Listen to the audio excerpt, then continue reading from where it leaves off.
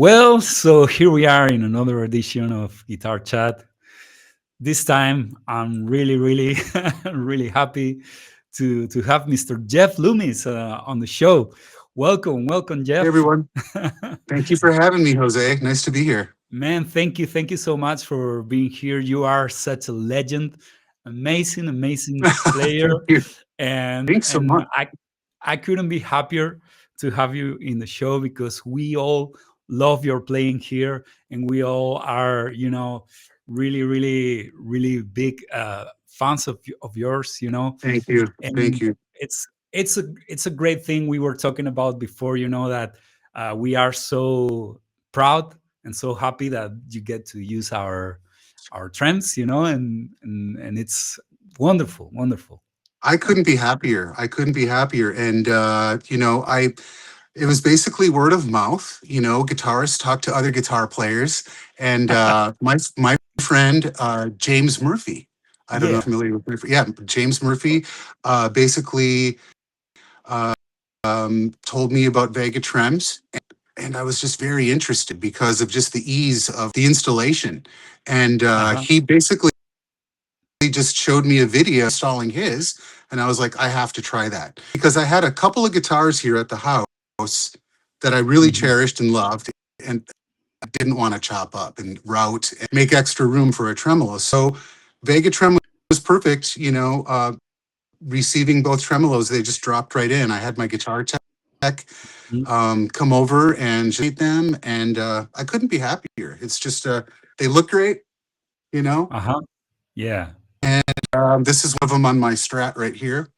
I've been Okay. playing these guitars a lot, man. So I'm really happy with the Vegatrem. Thank you very much.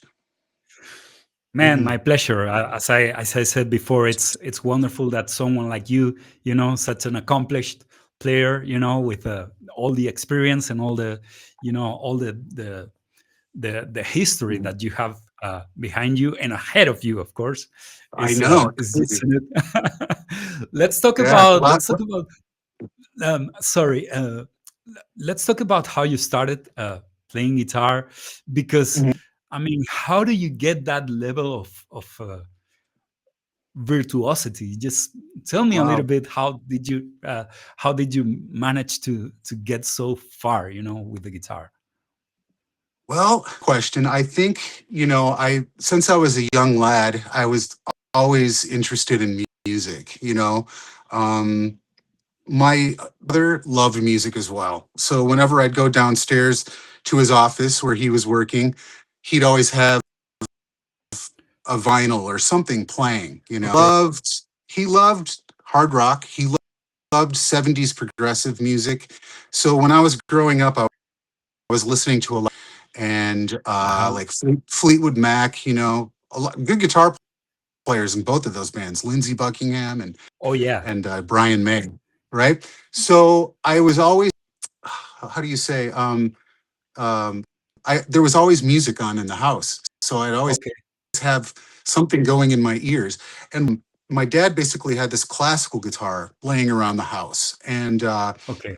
the TV was on, and there was a commercial on, and there was a jingle of commercial, and it was just a simple jingle.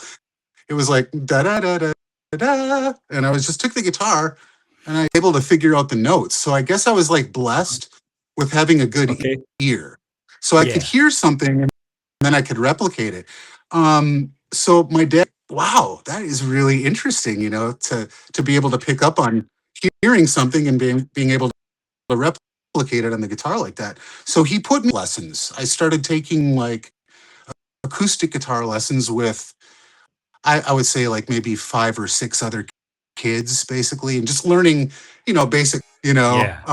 and that kind of thing. And the teacher noticed that I was advancing pretty quickly. So he was like, wow, you really sended me to another teacher who was more of a, rock guy because I was Yeah. definitely more interested in the heavy stuff. So I took different gentlemen in Wisconsin where and they were very helpful. Most of these guys that I had weren't knowledgeable with music theory. They were just cats that loved like ACDC and rock music Yeah. and were able to show me around the fretboard a bit.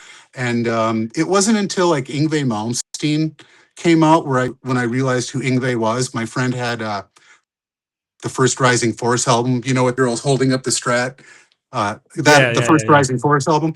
And my friend let me borrow that. And when I heard that record, it changed my life. Like Of course. I would say probably, you know, 15 hours a day in my room, just playing and practicing and advancing and trying to become and trying to figure out really how he picked. Because if you see the way Ingve picks this, you know, there's not a lot of movement Yeah, yeah, hands. So yeah. I tried to figure that out. Like, what's he doing there? And if you look at early videos of my playing, my hand is very like my fingers are all over the place. You know, I've learned that Yeah. it's very important to keep a closed Close hand fist, like a fist, with something like a fist. yeah. And, yep. That's how I do it. And I just use wrist. It's very relaxed. So I learned that from Ingve and basically just took a lot of the notes that he was doing and used it to my knowledge of what I know and just kind of made my own style out of it, I guess, you know. Yeah, Um, it's so hard to style of guitar playing until you have years of playing and then it kind of slowly develops into that. So yeah. yeah, I was very lucky, I guess, to just have a musical family and interested in music too. I would definitely blame him for for me being the guitarist I am today, Yeah. you know. But I guess Yeah. because I mean, I know there's a lot of people who started at a young age and all that, but they have never Hmm. developed the proficiency that you have. Like Ingve, for instance, he did. He was the and he is the master, right, of playing fast notes, as I as I always think Well, about. one of But them, yeah. yeah, one of them, of course. Yeah, yeah, yeah. But Yeah, my yeah. my point is some other people seems like it's not that easy for some other people. What do you think it's the difference?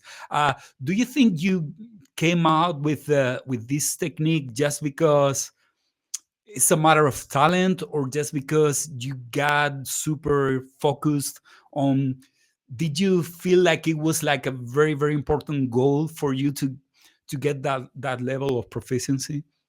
I think so. I think so because it's almost like when one person sets the standard of something to that Got it. level, like Ingve did, it's Yeah. like I'm not treating it really like as a sports thing, like as a contest. I just love that sound. You know, I Uh-huh. love that sound and I had to do that too. And I just the overall technique was something I really focused on. And not just the picking either, it was the vibrato. Because that's Yeah, so important to have as a it guitar is. player. It is. Like you're singing, you know, like when you hear a good singer, you're not going to want to hear somebody that has a crappy, you know, vibrato. It's got to be pleasant and nice to the ear. So I really focused on working on my vibrato for many years and getting the pitch right, like I getting right up to the note, which I'm still not perfect at. But I would say it was just something I chased that I just wanted to do myself Uh-huh. and to see if I could do it. You know, that's how it started. And then, of course, everybody's playing fast now. So now Yeah. it's really more like the note choices. You know, anybody can play fast, but your note choices and your way of phrasing are very Uh-huh. important. You know, so that's what I kind of look at now when I'm analyzing something when I want to do a solo somewhere. Is how can I do it differently, or you know, add something that make it more interesting or so. I mean, Yeah. besides being a super fast player, and I would never in my life, dream of playing like half as fast as you. But you also have something pretty cool going on, which is the riff writing. The riffs that you write, they're amazing. Mm-hmm. They are powerful and heavy, but super musical at the same time. So I wonder if you spend if that's something that you spend a long time chasing, or is it something that you just sit down and come up with these riffs super fast? Can you tell me a little bit how you approach the writing of songs or parts of riffs, things like that? Yeah, of course. Songwriting is it's like a spiritual thing, right? You have to be in the right moment and you have to really allot time for yourself. You have to have a lot of time because nothing good happens quick, as we all know. And Yeah, the way I go about it is I kind of treat it like when you build a house, right? You always have to that's start right. with the foundation. So usually it's centralized on a cool drum riff that I'm Okay. hearing, Yeah. and I like to just let down maybe 4 or 5 measures of 2 or 3 of really quick changes, and just kind of loop that, right? And just kind of play around with it to feel what I've got going on, and it kind of slowly develops like that, you know. And then I Uh-huh. base, and then I add, it's almost like an artist painting where you're just adding colors to a canvas. You know what I'm saying? It Yeah. just slowly builds into this special thing. That's the thing with me. I demo so hard sometimes that I tend to demo. You know what I mean? Oh, I It's like got it.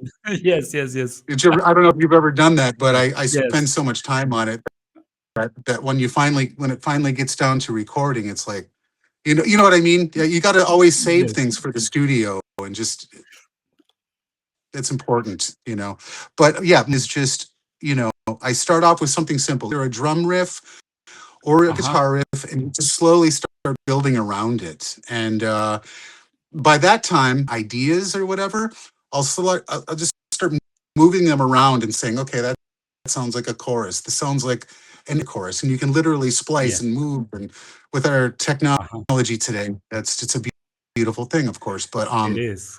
that's what I do. Yeah, I just cutting and pasting and moving things around until I'm satisfied with it. Now, is that everybody's way of or everybody's approach of how they do it? Probably not, but a certain way of doing things. Um, That's yeah. right. That's right. So Do you yeah, do you throw away a lot of ideas? I mean, do you change your mind a lot? Like for instance, because yeah, that happens to me sometimes that I write something and the day after I hear it and I'm like, this is not cool. So do you throw away a lot of things? yeah. Yeah. Of course, yeah, all the time, all the time. Oh, When I was um when I was playing in Arch Enemy, well, for the whole 10 years, I had a lot of uh-huh. downtime because when you're on tour, it's a lot of hurry up and wait, as we all Yeah. know. So I would just record it alone, and working up to that now, where I'm at now with writing for the new Nevermore, I have over 800 ideas and bits and pieces, even with me humming. Like if you're having a walk one day and you Yeah. melody, and the only thing you have is your voice, Yeah. hum that. Don't forget it. And that's actually worked for me. So document everything you have, and try to take those interesting. That's the only thing you can really do, and it takes time. Wonderful. Wait. I'm sorry to interrupt this wonderful, wonderful interview, but I haven't talked about certain things that I always talk about. First of all, let's talk about Vegatrem Challenge. And now I'm gonna say the name of last challenge winner. And the winner is Sasmita.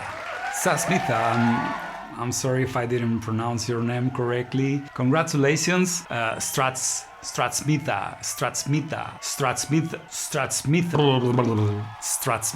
Congratulations, you've been the winner.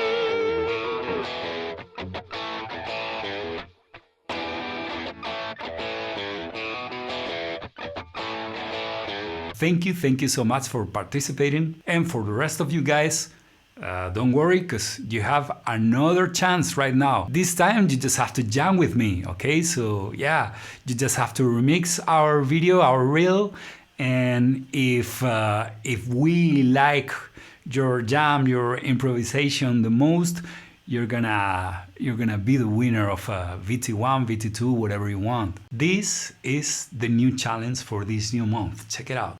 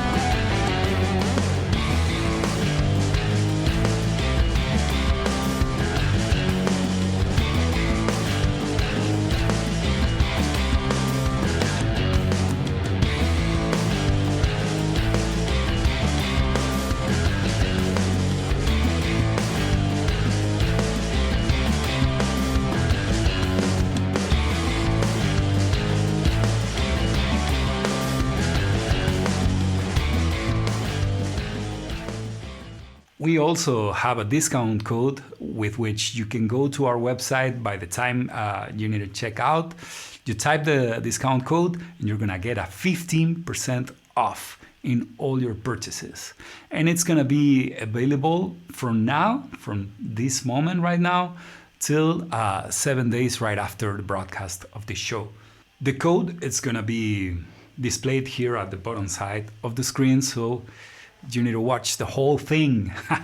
And now let's continue with the interview. Let me ask you about your solo approach. When you're do you write your solos or do they come from improvisations? How do you do that?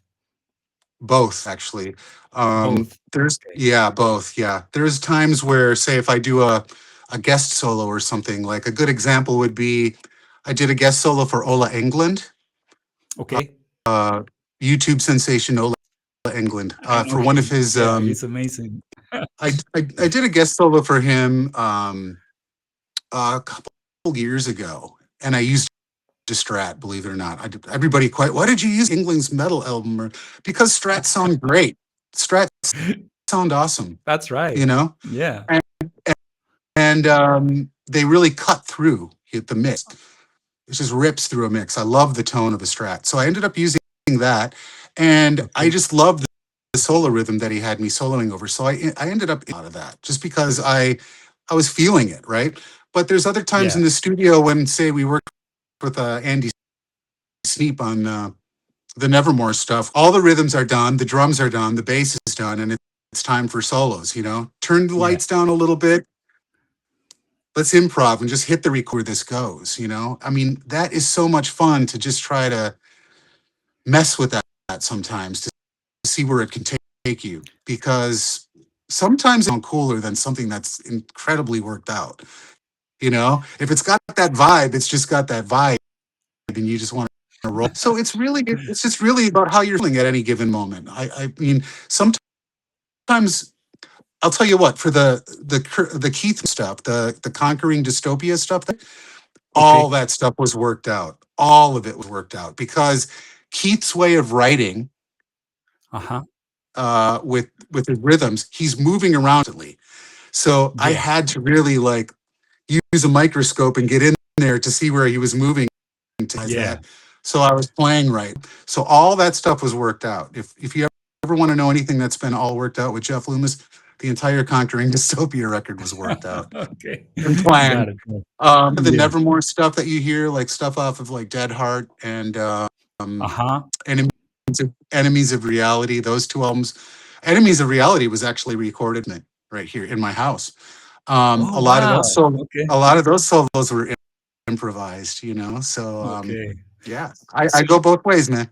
you go both ways. Wonderful, wonderful. Yes. Yeah, I mean, because sometimes this is of course, if you ask a jazz guy, they always will tell you, no, I improvise everything, because the other thing feels like Yeah. cheating. I mean, I don't agree Mhm. with that, but for instance, I know, metal people or rock people, sometimes they write their solos, because for me, I like to think about that as a song within a song. Mhm. Sometimes that makes sense, because of course you want to do maybe a harmonized part, and of course if you want to do that, you need to have a fixed melody, because otherwise it's not gonna Exactly. work as well, right?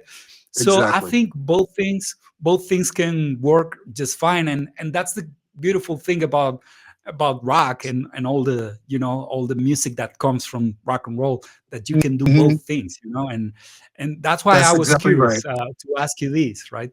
Yeah, it's always very good to be well-rounded in that aspect, you know. When Uh-huh. I was Yeah. when I was a young kid playing guitar in my teens, the best tool I ever had back then was a 4-track Okay. because, I think it was like a Fostex X15 or something like that, Yeah. just a little tape. And Hmm. and basically I recorded myself all the time. So I would record just like linear lines, and then I would harmonize that on either doubling up my rhythms or tracking harmonies, even back then when I was a teen.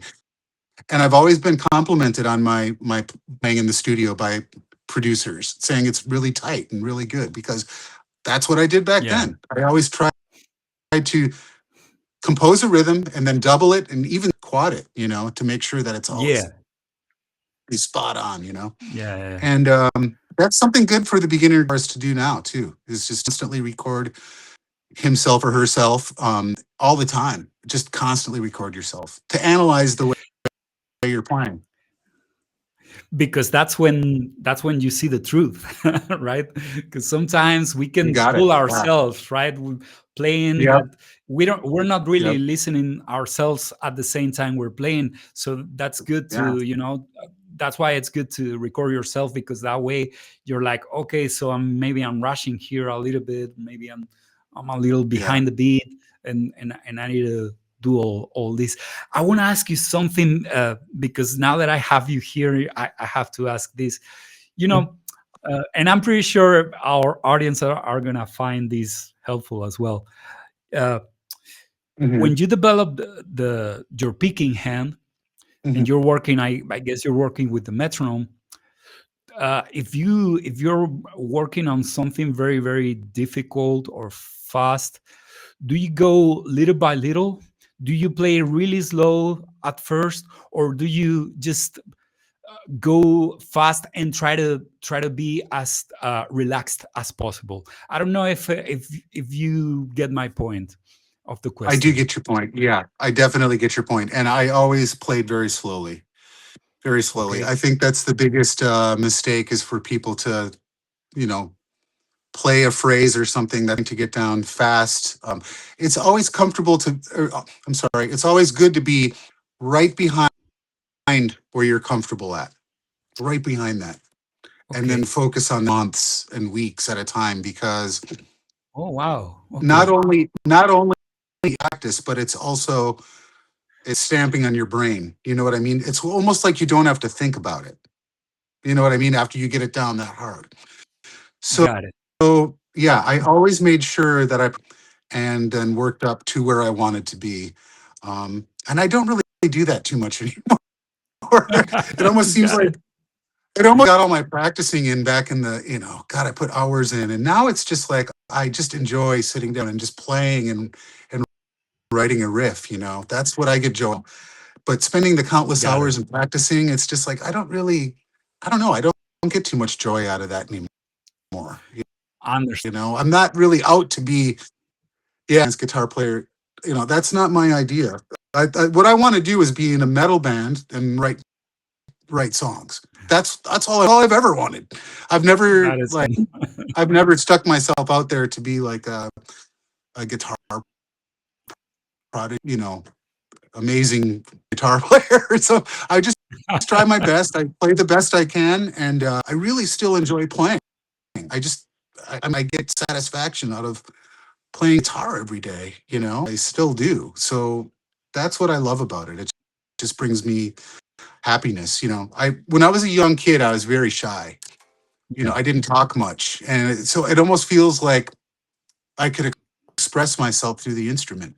It's like Ah, another out something for me. It's weird, but yeah, it's still I still hold it very close to my heart. The guitar, I love it. wonderful. That Yeah, is wonderful. I think for a lot of us, because I feel the same in my experience. When I was a teenager, I was also very shy, and it was like a shield against the world. The guitar, right. Yeah, and it helps you, right? yep. It helps you go It through kind of helps life. you through. It helps you through high school. It's like you Oh yeah, had the long totally. hair in high school, right? And then you get picked on by the jocks. Oh wait, no, he plays. It's cool. That's right. Yeah, yeah. That's the It saved me passport a to be few cool. me a few Oh yeah, of times. Yeah. course. Let's talk about Nevermore, because Mhm. you are you told me in your email recently that you were working very hard to get it Yes. back together. You guys have plans for the future, for the near future. Tell me a little bit about that. Yeah. It was, something that I've been talking with to Van Williams for the last, I would say, 3 years about Okay. reforming Nevermore. Um, you know, the whole subject comes up. Is it proper to a singer passes away or whatever? I think it Yeah. is. I think that there's some things that were left unsaid, and I think we had more things to say Hmm. musically. It's Yeah. unfortunate that Worrell Dane passed away. He was one of my best friends, and I really did. But I really honestly believe that Van and I and the rest of the new band Hmm. have more musically, and we are scheduling shows already for 2026. We're withholding the names of the members of the new Okay. Never, simply because there's a lot of online criticism nowadays about pointing fingers about, oh, you should have gotten that person or that person. We're just going to wait until the show and have an Hmm. announcement before that, probably sometime in, I would say, March. Okay. And we'll announce the new members. They're all extremely talented. They know the Nevermore material and are huge fans of the material. We picked people that excellent musicians. You know what I mean? We really Yes. spent time, and we we went through about 7 or 8 people, and it took a long time Oh wow! So you to guys were look doing at like all. auditions and all? Wow. Yes, and this started basically like about a year ago.